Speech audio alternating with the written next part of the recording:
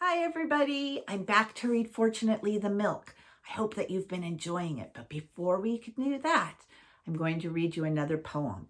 It's called The Land of Counterpane. And a counterpane is an old-fashioned word for a blanket. So this is the land of the blankets. Are you ready? When I was sick and lay abed, I had 2 pillows at my head, and all my toys beside me lay to keep me happy all the day. And sometimes for an hour or so, I'd watch my leaden soldiers go, with different uniforms and drills, among the bedclothes through the hills, and sometimes sent my ships in fleet, all up and down among the sheets, or brought my trees and houses out, and planted cities all about.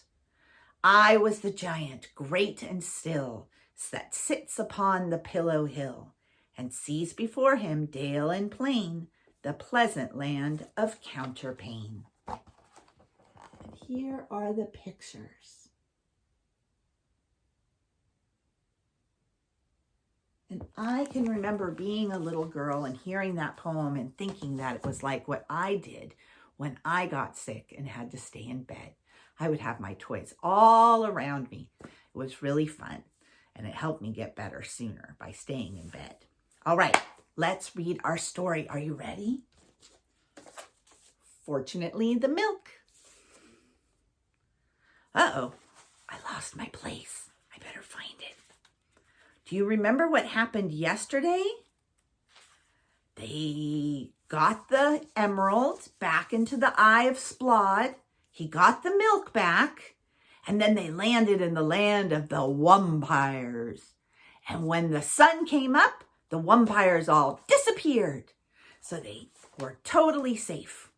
And then they got back to the place where they needed to be so the dad could give his children their milk. And all of a sudden, they were taken up into a spaceship.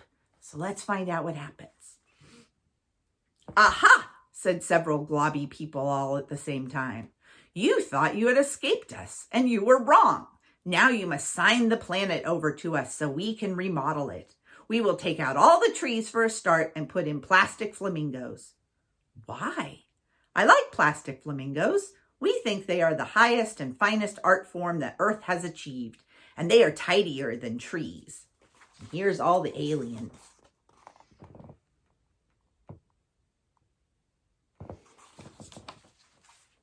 Also, we are going to replace the clouds with scented candles.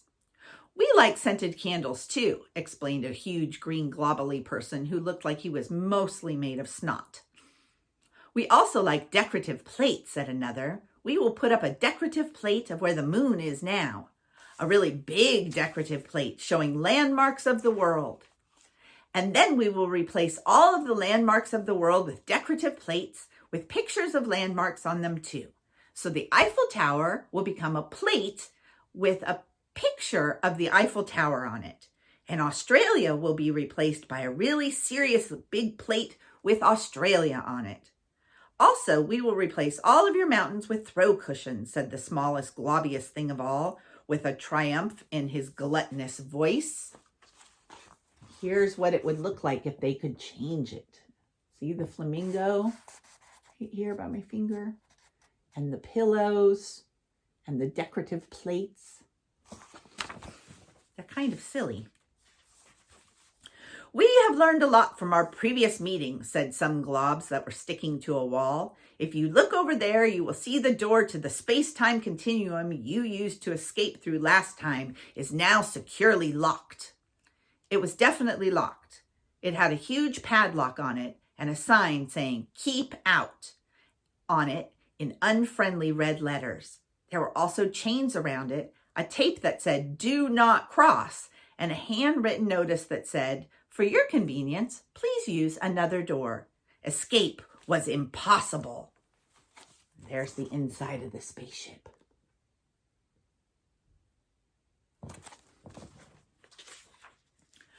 Also, we have depowered your time machine. I looked at the professor. His armored back flaps were drooping, and his tail was, well, not actually between his legs because stegosauruses aren't made that way, but if they were, it would have been. We have been tracking your movements through time and space, said a large globally alien in front of a console with screens on it. Now see what happens when I press this Grundledorfer, said a particularly drippy alien. It was half sticking to the wall next to a large, black, shiny button. It's called a button, I said. Nonsense. We named it after our brood aunt, Nessie Grundledorfer, said the globally aliens. The particularly drippy alien pressed the black button on the metal wall with something that might have been a finger and might just have been a long strand of snot. There was a crackle. There was a fizz. Standing around us in attitudes of anger and irritation were several pirates, some of the black-haired people from the jungle, a very unhappy-looking volcano god, a large bowl filled with piranhas, and some vampires. It's all the people that they met on their travels.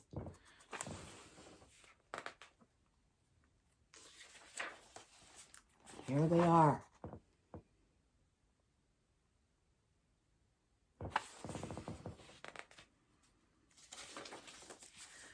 I'm not sure that I understand what the piranhas are doing, said my sister.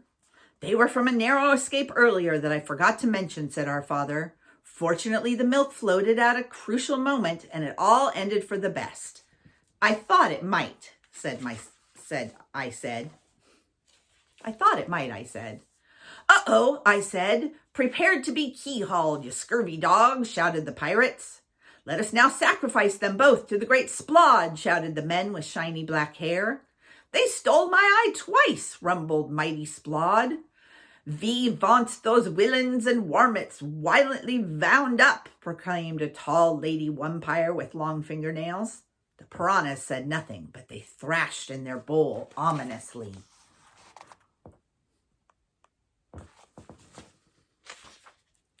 Doomed, moaned Professor Steg. We cannot escape. They have frozen us in time and depowered us. Even my mighty time machine can do no more than open a small window in time and space, smaller than either of us could get through. But can you do it? I asked. Open a little window in our time to our last location? Of course, but what good would that do? Quickly, I said, do it. Professor Steg pushed the button in the box with the tip of his nose. There was a zum and a plip, and a window opened in space and time large enough for an arm to get through. I reached into it. I'll explain later, I said, fate of the world at stake. And I grabbed the milk from me 15 minutes earlier through the tiny space-time portal.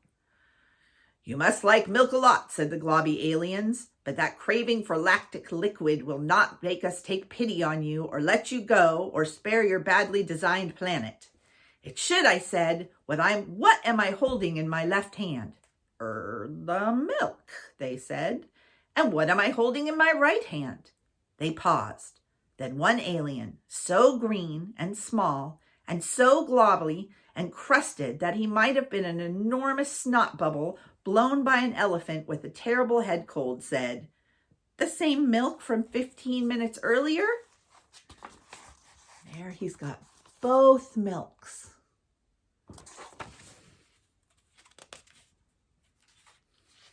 Exactly, I said. Now think about this one very carefully. What would happen if I touched these two things together? The globby aliens went very pale. The pirates, shiny black-haired men, and the piranhas looked at them, puzzled, seeking some kind of explanation, as did the vampires. If two things that are the same touch, proclaimed the volcano god, then the whole universe shall end. Thus saith the great and unutterable Splod. How does a volcano know so much about temporal metascience? Asked one of the pale green aliens. Being a geological formation gives you a lot of time to think, said Splod. Also, I subscribe to a number of learned journals. I coughed in what I hoped was an ominous sort of way. Well, I asked. What he said, admitted the green globby aliens, that bit about the universe ending. So, I told them, unless you wish to spend the rest of your lives in a universe that no longer exists, you'd better return things to the way they were and then go away. The aliens looked at each other. They grinned at each other. One of them pressed the Grundledorfer. Tomorrow we will find out what happens, and I think, yep, we're going to finish the book tomorrow. So I hope that you've really enjoyed this one, and I'll have to think about what book we're going to read next. If you have any suggestions, you could ask your family to send them to me. All right, I will talk to you guys later. Bye.